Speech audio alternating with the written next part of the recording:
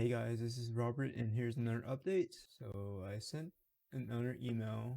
I created a video, the one that you watched previously or maybe watched previously, explaining what I've done when I trade. Nothing wrong. I'm just using TeamViewer. I'm not sure if that again counts as a VPN.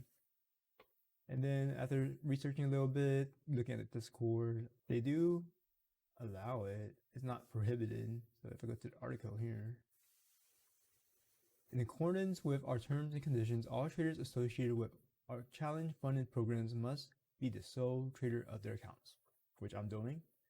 Due to this, we are discouraging accessing any trading account via VPN or VPS in order to properly track the data through our internal system.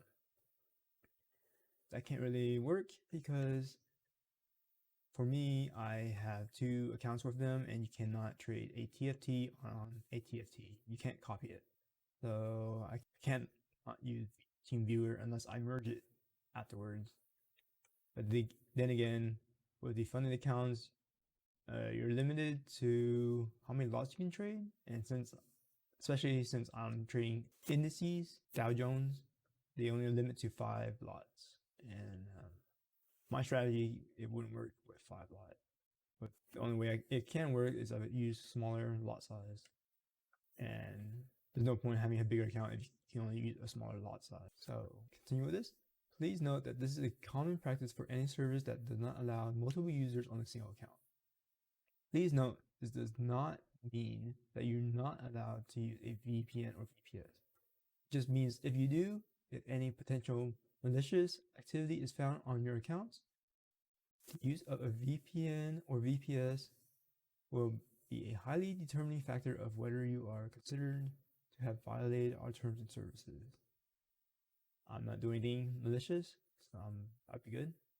I'm following the rules to the T.